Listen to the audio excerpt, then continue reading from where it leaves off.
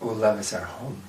Right. Love is who we are. Being. See, try to understand what being is, and you won't be able to. You think of it sexually, you think of it mentally, communication, you think of it in many, many ways, okay? But to understand what love is, you never reach a limit. Because love is, you see? It's the only thing that is, has no beginning and no end. So itself, being an isness, itself, we, like, for example, how does it express physically, sexually, right? And also hugging, touching each other, making love, etc. And in communication, we like to share ideas, interests. Okay, so we do it in different ways all the time.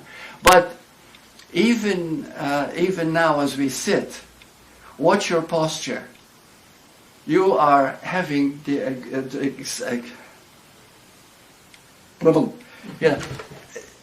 what is happening in the moment is always the way you want to be that is most comfortable for you to be. Okay? Now watch each of you the way you are sitting. Okay? Why is that? Do you know that when you sit and you hold your hands together like you're all doing, do you notice why we're doing it? Because we want to join, we want to connect. Okay? This is, and when you're sitting on a chair and you like to lean sometimes, you know, and relax, because you want to connect. So you want to feel that constant connection. That is with you 100% of the time, but we're not aware of it. But the moment you start becoming aware that you're always wanting to be loved, you always want love, you're always seeking love, then you'll find something tremendous. You are the love you are seeking. And that's when we go into the third stage. You see? So, are there any questions at this point? Do people ask you on the email why they don't stay in the third stage? The third stage. Oh, I didn't discuss the third stage. See, we cannot reach the third stage until we've gone through the second stage. So many people remain in the first stage. The first stage is an idealistic stage. Okay, it's a doing. You're always going to a seminar, you're always going to a lecture, you're always reading some book, which is fine, which is beautiful, because we're learning, we're growing all the time. But what happens is we don't want to deal with the one person who is most important to you, yourself. You see? And we always keep ourselves hidden. So to get to know who you are is better than anything you can do, in a physical, mental way. Because we go back to being, to be. This is why meditation can be so beautiful, you see? Because the moment you empty your mind, the moment you become very still, you begin to feel good automatically. And that good feeling is who you are. It is the love that you are, you see? And we also have Kundalini, because a lot of people ask me sexual questions, and the study that I wanted to do. And the Kundalini rises, usually, you see, when you feel this love rising in you, and you can feel that, up to the top of your head. It's a blissful state. Okay. Now, when you reach the third stage, all this becomes clear to you. Because you realize not only that you're a human being, but you also realize something that is very, very rare. And it is this, knowing the difference between consciousness and awareness. And I've known psychologists who don't know the difference. Because one thing, and I didn't realize that because I did study psychology, but psychology never goes beyond the psyche, beyond the mind. So it studies consciousness all the time. Everything is consciousness, you see? But awareness is not consciousness. Awareness is the very being you are. And very, very few people recognize it. But what's happened lately, which I'm feeling very good about, is that quite a few people have realized the difference between consciousness and awareness. and have written me about it, and I have such letters here. And the moment they realize it, they enter the third stage, which we call the awakened state. So what is the difference between consciousness and awareness and a human and a being? I think consciousness is something that's always changing. So it's the kind of active part of our experience. And then the awareness is the background against which we see all the change. Which is the being. Which watches the being. Very beautiful, nicely done. Okay, so this is the difference between the two, consciousness and awareness. Now the moment you know the difference and you see them as one, okay, and that is the point. The moment you see them as one, that's called clarity. In the same way, human being, okay? The moment you see that the two are completely different from each other, then even the pain you go through in daily life is okay, because it's all a dream. The being that's important, you see? Or when you realize the being is eternal, the being is beyond pain, the being is, the moment you realize that, then you find a peace you never knew you had. Okay? And that is when you begin to understand that the human and the being are both one. See, I was brought up in a religion that told me I was born in sin. And, there is a devil and there is hell, etc., etc. Many religions teach that. And as a hypnotherapist, I'll tell you this. I've never seen anything more devastating than teaching a child, you are sinful. And very, very destructive. But learning what the Course talks about, you are guiltless. You see? And last satsang too, I mentioned this, and a lot of people wrote me and made me feel so good when I talked about Jesus. Because many people say that Jesus died for our sins, which is a terrible thing to say. Jesus didn't die for our sins. Jesus died to show us the second stage. You see, He is here to show us that life in the world is a cross you carry. And you carry this cross, but you cannot run away from it. You cannot hide it. You've got to get crossed on it and surrender to it and allow it to be. And the moment you do, you're born again. You see? That is the stage of life. Those are the stages, you see? And so, the first stage, you want to feel good, and you're very romantic, and you're very idealistic, and the moment something starts to bothering you, immediately you run away, you don't want to look at it. But the moment you see that it's your challenge, this is your growth, this is your maturity, dealing with the fears, dealing with anything at all that you make a judgment about, or hate, or whatever you're adverse to.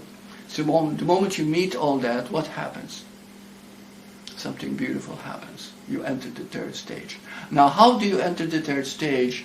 You don't do it. It happens by itself. It happens by itself because you learn to love you. How do you start loving yourself? Let me show you a technique now that will work every time. Okay? But you have to do it, of course. And this is the technique. Suppose, and incidentally, loving yourself means listening to your heart. Not your mind, not your conditioned mind, not what your worrisome mind or past mind or future mind. Your heart. Your heart is always now.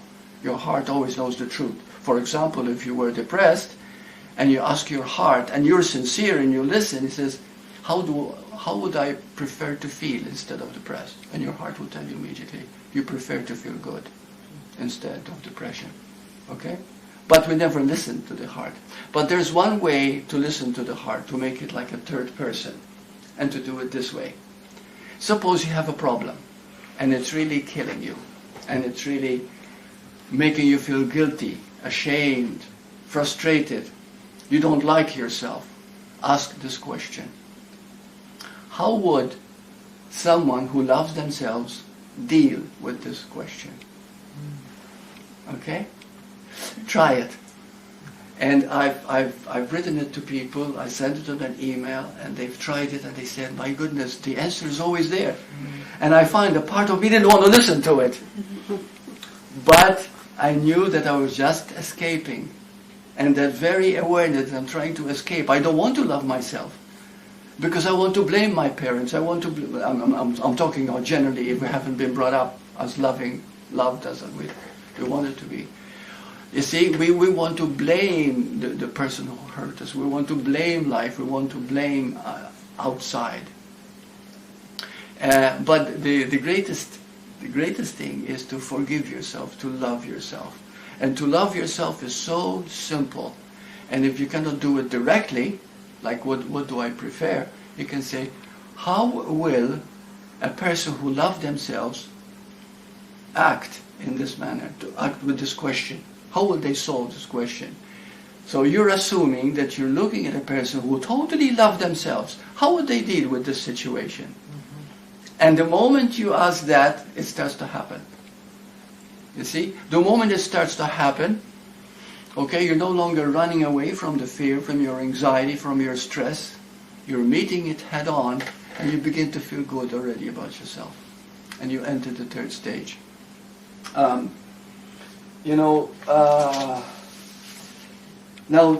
most of these are the second stage.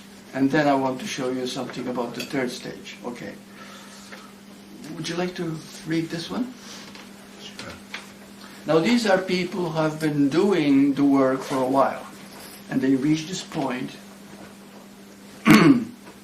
which needed to be met. Burt, how do you return to innocence? I know it sounds silly, maybe. I've heard it many times. You need to return to your heart, or fall into your heart. But hearing and doing are two different things, it seems to me at this moment.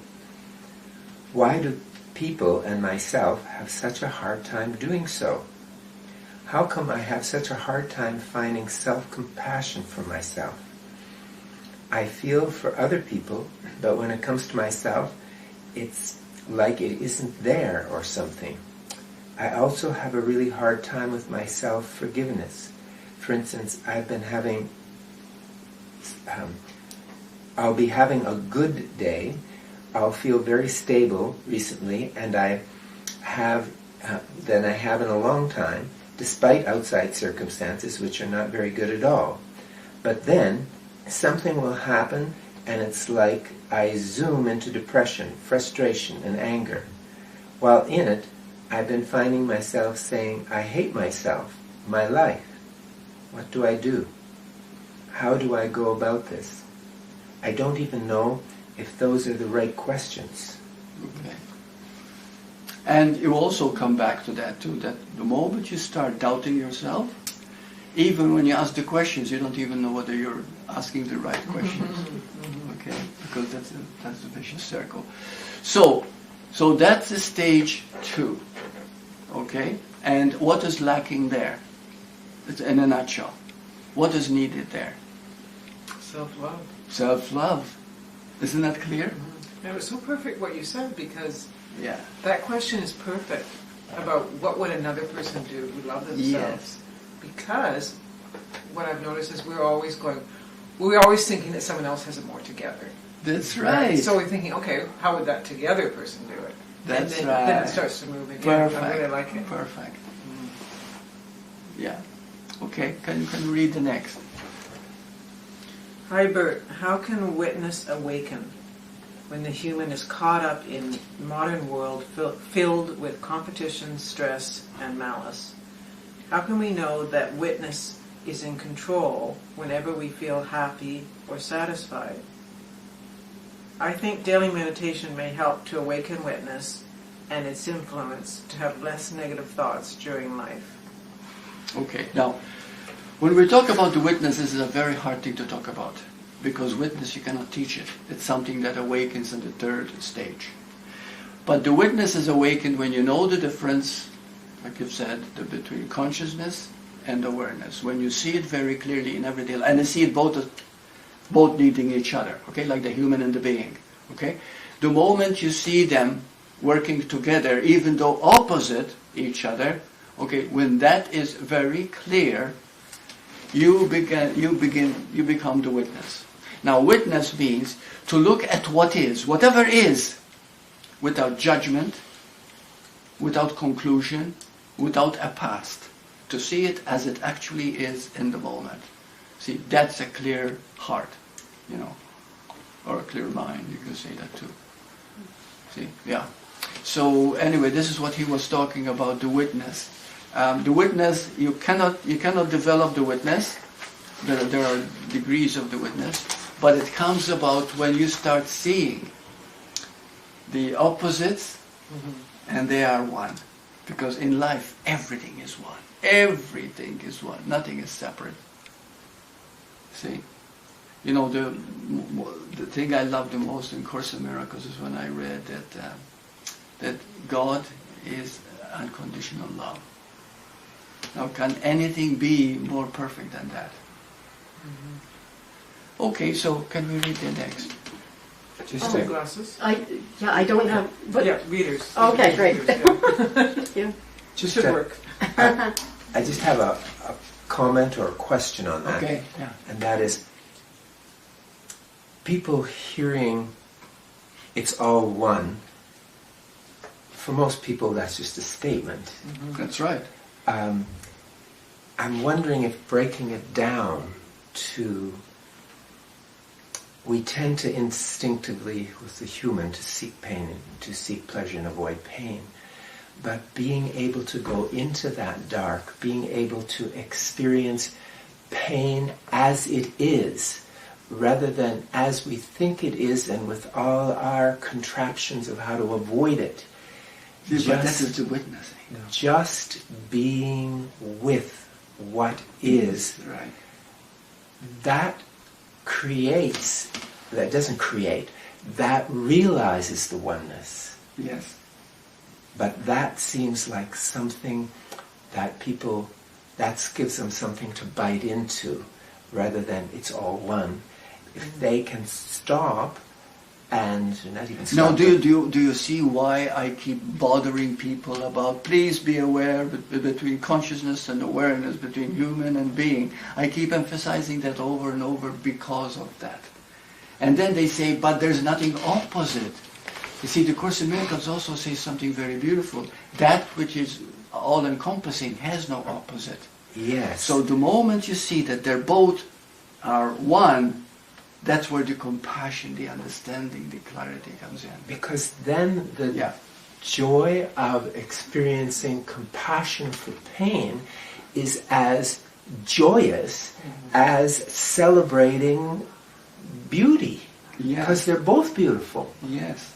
And that is one. That is the basis that runs under this good, bad, black, white stuff. Yes. And as a matter of fact, it's been said by all great masters, it says we don't know what joy really is until we experience pain fully and completely and transcend it. You see? So that is the key of the second stage.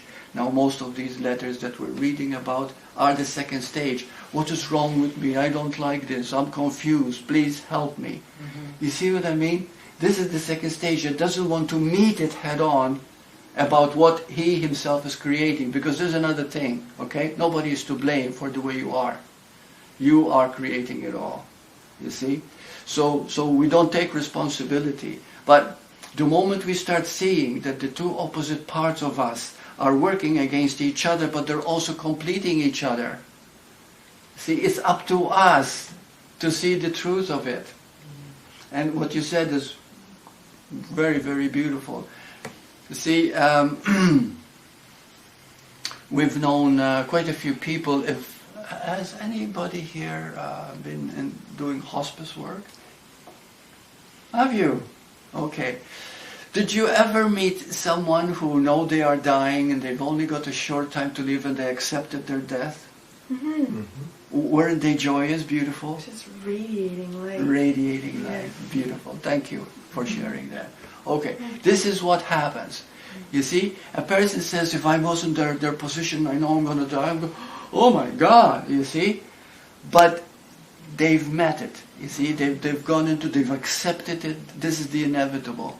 And the moment you do, that's when you know what joy really is.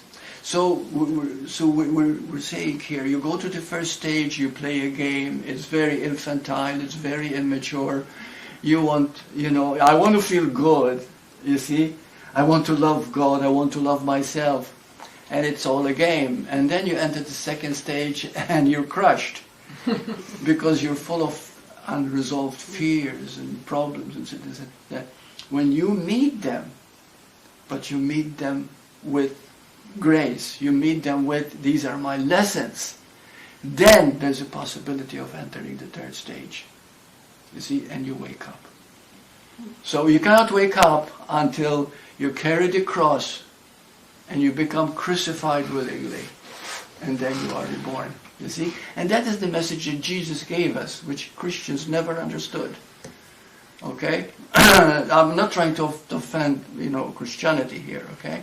But the thing is, when you look at the truth as it actually is, it is simpler than we realize it.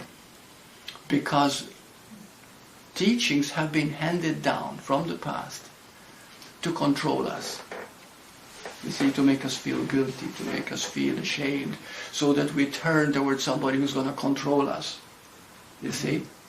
And but you give up, you become totally free when you begin to realize the truth. And truth has no religion, because religion is man-made. It's all political. Mm-hmm. The truth is, you see, it's not even a philosophy. It just is, yeah. Another thought. When we say meeting our lessons head on, I think it's very easy to fall into the old trap of thinking that this is a psychological problem that I will solve, and therefore I will be a better person, and I therefore will avoid anything like that in the future. It's again that linear thing of growing, of it's still in the human, as opposed to meeting it with a sense of being with the beauty of the yin and the yang, and with the yang as much as the yin, with the dark as much as the light, with the beauty of that cracks it open. Yeah. That makes us see it, as opposed to the one of, I'm going to get to heaven by processing all this shit. Because that goes nowhere. No, right. I mean, sorry for this. No. This is fine. It's good to be yourself. Yeah, right. So that's the danger of hearing that people think, oh, good, more process, my chance to get ahead. So how do we meet a fear without seeing it as a fear, but as a lesson? How do we do that? Breathe into it. Okay, it's true. We breathe into it and we feel the physical symptoms of that fear. Okay, because fear doesn't exist in a moment. The fear is always the future, right? It is the thought of what's going to happen, the anxiety, the future, is that causes the sensation in the body. Okay. But what I'm also saying here is that fear itself is a beautiful lesson, because fear, when it's actually looking at a fear, is something you don't understand.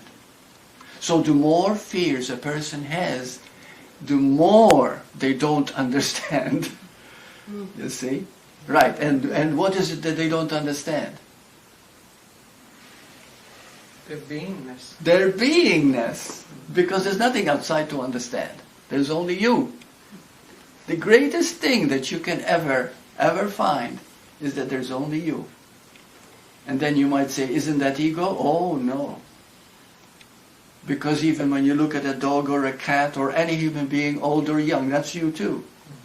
You see? You don't see a difference anymore. You is always there. And the mystery is, sometimes I get up in the morning, and I love getting up in the morning, and I love going to bed at night too. And they're very exciting, yeah. But sometimes I get up in the morning, and I'm not sure whether I'm going to get up with the same body. I wonder if they're going to play a trick on me and I'm going to be a woman right now, or I'm going to be No, it's true, I kid you not. And I go to a twilight zone, like like a moment of uncertainty. Yeah, and then of course wipe my eyes and I'm absolutely clear, you know. Yeah, I'm still You Burt. look in the mirror and go, whew, thank God. Not really exactly, because it wouldn't matter who that was. No, it because doesn't matter. It's always they're me. everywhere. It's always I am. It's always I am. That's right. Yeah, it doesn't matter from which window you look at, you know. Yeah. You know. Yeah. So okay, let's read the next one.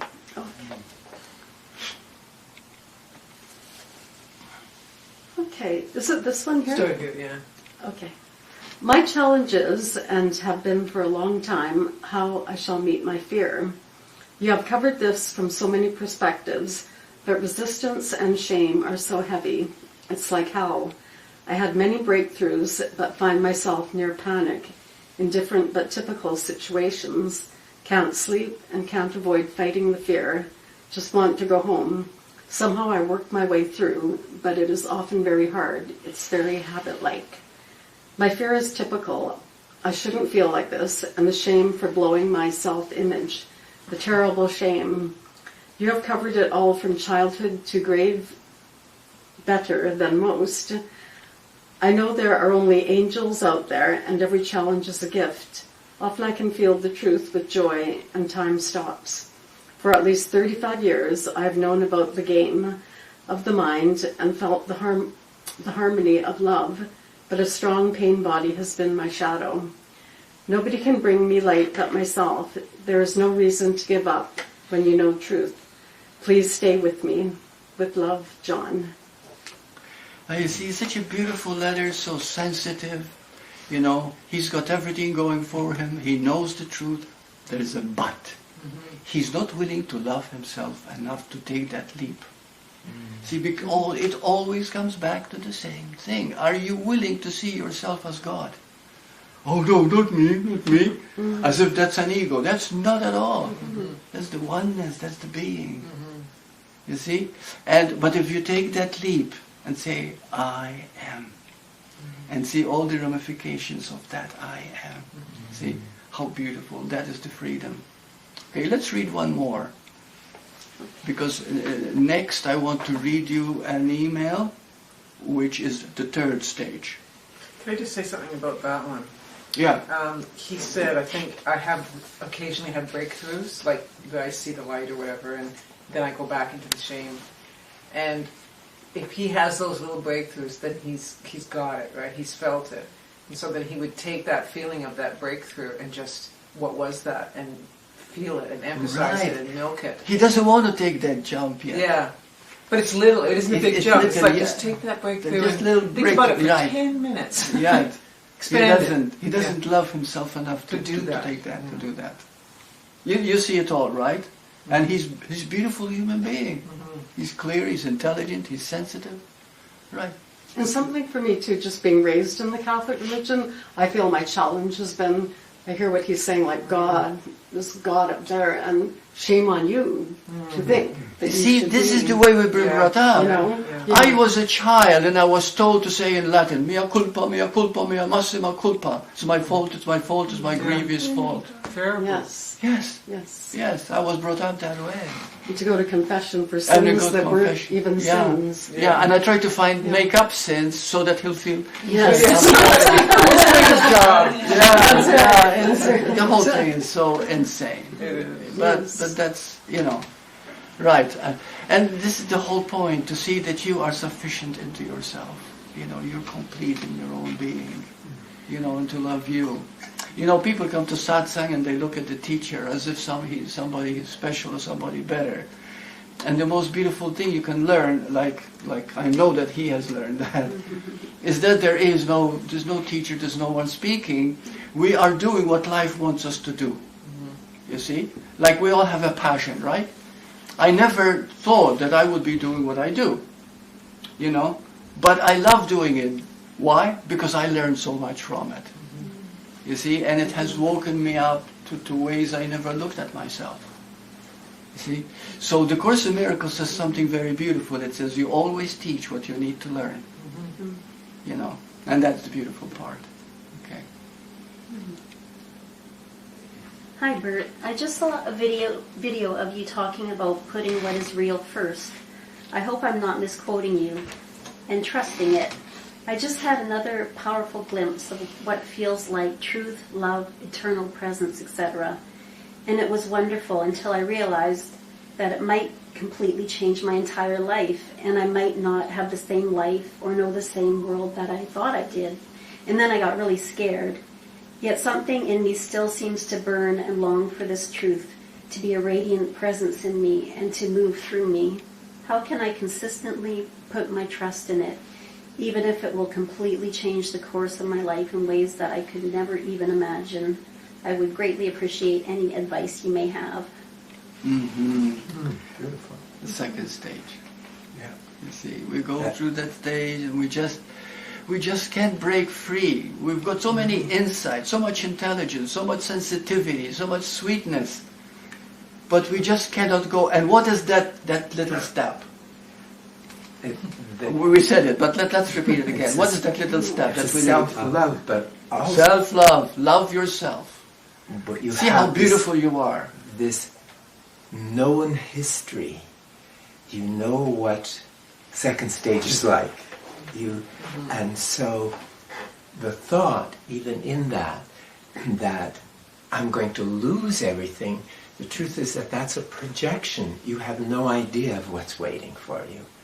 And so either hanging on to the past or projecting into the future, right. you Yeah. can't be in the now, the beautiful now, where you can be in the process of transformation that isn't about scary, I'm going to lose everything, I can't go back to the past, all that stuff, which both are in that old set.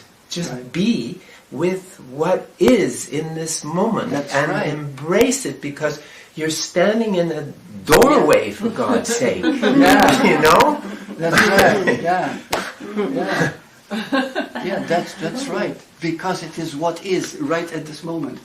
Okay. Now there's one email here which I received quite recently, and this woman has happened the third stage. She entered it. Could you read? You're such a great reader. Okay. Yeah. Dear Burt, thank you so much for all of your videos. Could you read it louder? My progress is incredible. I am now millions of times more clear than I was last week. I can distinguish between awareness and consciousness. Awareness is the changeless presence that is eternal. It is what I really am in essence. Consciousness is thought. It is the vibration of my life itself, since life is a reflection of my state of being. Consciousness evolves, but awareness does not evolve, because it is whole, eternal, and infinite. I can relate to this now. Change happens to the act of looking at this wholeness, not the wholeness itself. Change happens to consciousness. I can now see clearly that everything that happened in my life as a human being was there so my thought can evolve now to the understanding that I am not the body nor the thoughts. I am this changeless awareness that contains consciousness, and the consciousness contains the body. I can now understand that my awareness is eternal, not in terms of time, because time is the side effect of the ever-changing vibrations of consciousness. Eternal equals is. And it is infinite because this moment is all of creation. So consciousness was created for awareness to look at itself, for the changeless infinite creation to be explored and experienced from infinite different viewpoints. It is accurate to say that consciousness is like a mirror that awareness is holding up, constantly moving the mirror to see itself from a different angle all the time. And the human being is the act of looking. I can never thank you enough. I love you, Dana. Mm-hmm. Oh, yeah. Well, it's okay to use her name, I guess. But isn't that beautiful? Mm. Now, she came to all that by herself.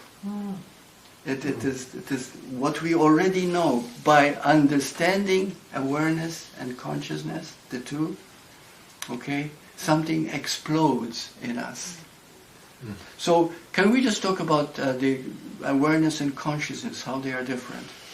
Now, the Course in Miracles made a statement that has frightened a lot of people, and a lot of Christians were against it. The Course in Miracles says God did not create this world. Right? You've seen this, right? Okay. Before I read that, I knew it. I knew that God couldn't create a world with so much what was going on in the world, all the wars and atrocities and everything else, you see? Could God be cruel to create a world like this? Okay, now, how do you understand it? Growing consciousness and awareness here. Okay? God did not create this world. I knew that before I read it from A Course in Miracles. How could it be? So who created the world first? We create our own world. Very good.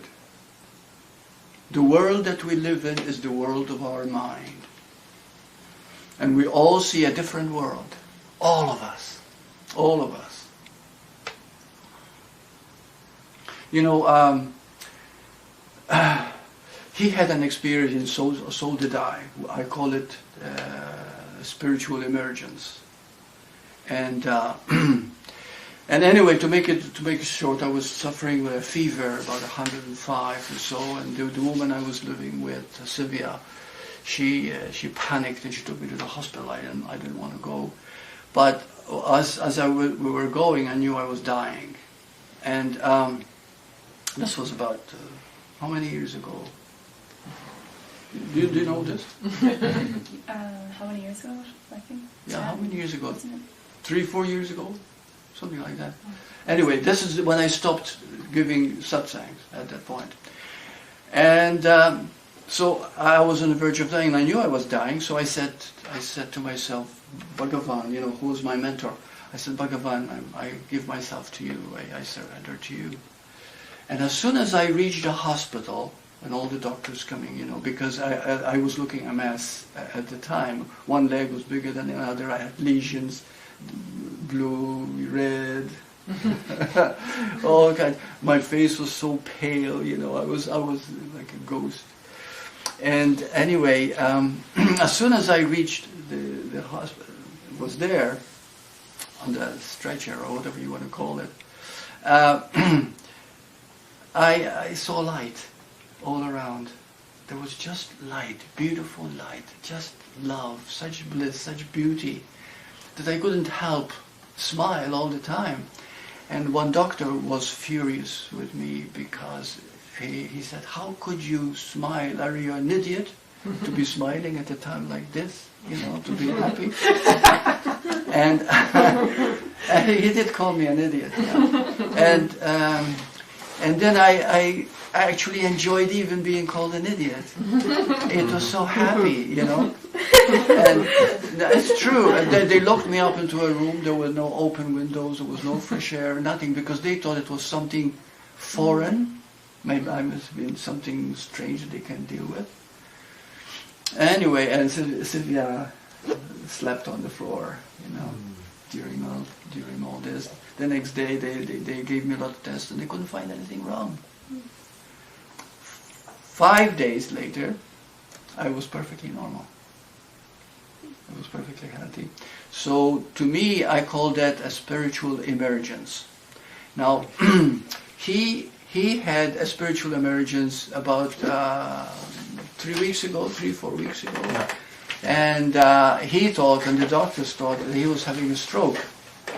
But he was having a spiritual emergence. And could you make it brief? Sure.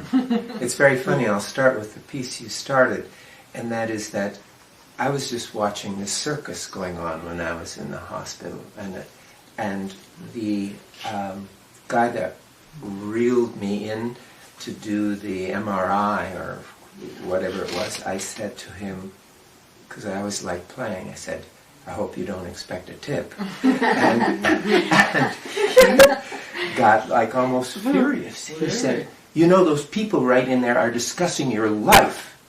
And it was so like, That's right, huh?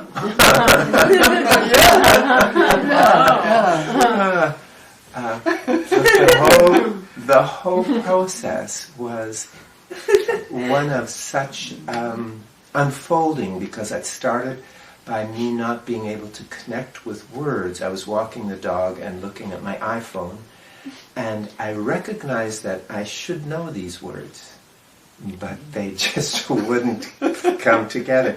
And I tried many different things, and then it was just, well, I never liked reading that much anyway, so it just felt like there was no loss. There was nothing, that's how it was. And then I looked across the street, and there was a woman either on an iPad or iPhone, but I couldn't see her very well because my vision was going. And I did the crazy thing of taking off my glasses and putting them on backwards, as if that would help. And if There's no logic in there's that. no because all possibilities seem to be there. And then it was the same. It was, well, if this is how I'm going to see, then okay, sure. There was totally no judgment. And then fear. That's or it, no fear. judgment or fear, no. And then my legs started to get wobbly, and I kind of looked at them, and I could see them walking this with the grass on the sides, and I just kind of said, I think it's a good idea if you just keep heading towards home, kind of to my legs, And right behind that, the next moment was like, and if I fall down on the pavement, it's actually a beautiful day. It was just like that the whole time. The observer. It was There was just everything. a witness. A witness. Everything was That's the witness. great. Yeah. It was. There was nothing to really be changed, and it wasn't like you have to make something. And the same was true when they wheeled me in for the doctors and everything. There was all this going on. Everything was fine, but nothing needed to change. That's right, yeah. It was there was a great beauty of life with everything, and an evenness, not a deadness, but an evenness with circumstances, and just an aliveness to be in any circumstance. Yeah. That, Yeah. So when the guy Any was- circumstance. That's it. What the world can call an attack or disease or whatever, when spiritual emergence is very similar, like Byron Katie. Incidentally, you were reading that, and you read it exactly like Byron Katie reads. Same voice. Really? Do you know Byron Katie? I know of her. Yeah. I know of her. Yeah, she looks exactly like her. Yeah. So anyway, Byron Katie, she had spiritual emergence too. She was a very dangerous lady. She was locked up in an attic, and she was quite violent. And one day she saw a cockroach crawl up her leg, and she started to laugh. And within that laughter, all ego was gone, and just love took its form.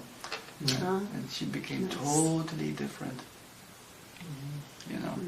She was so funny because her ego was gone. I'll tell you this because I found it so funny. She would be walking down the street, and there would be a house or an apartment, whatever, with the door open. She would walk in, and she would sit down in the living room and watch TV. And the owner would say, "Who are you?" And we're all one.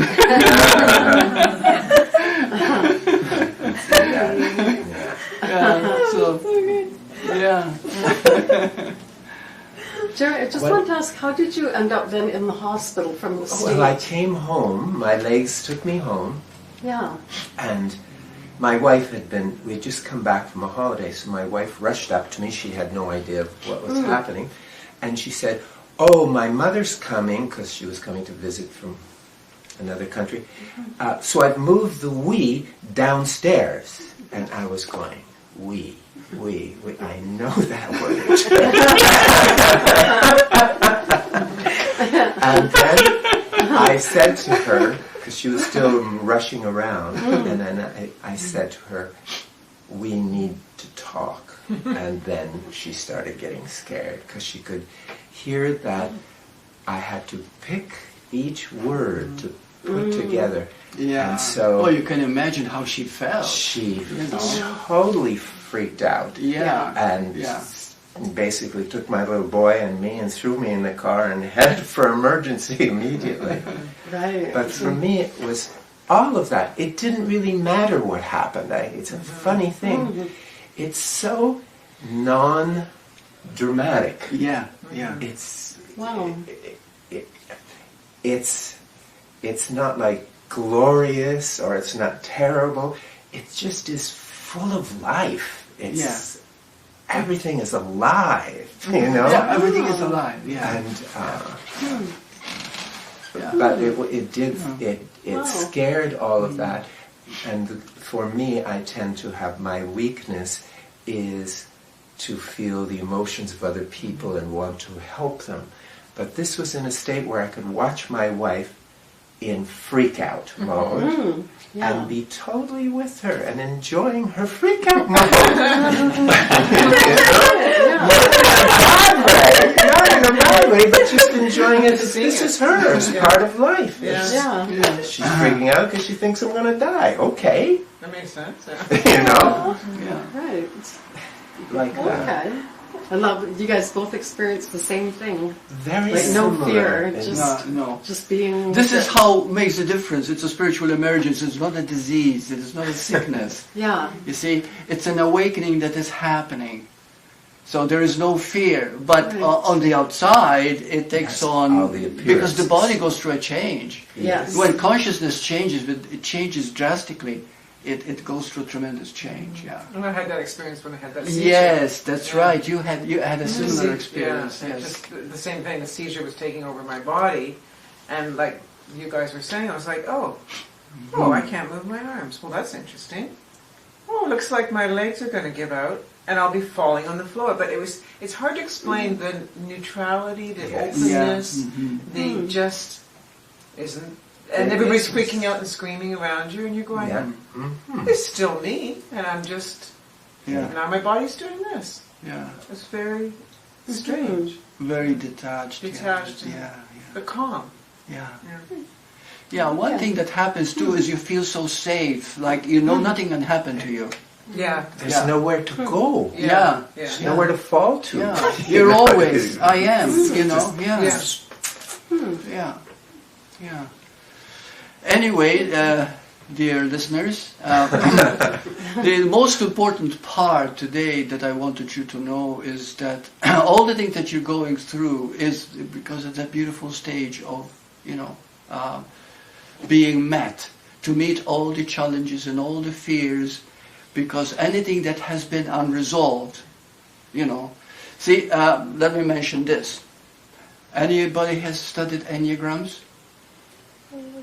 Okay. Enneagram is a study. It's quite accurate, okay? It's based on the first 6 years of life.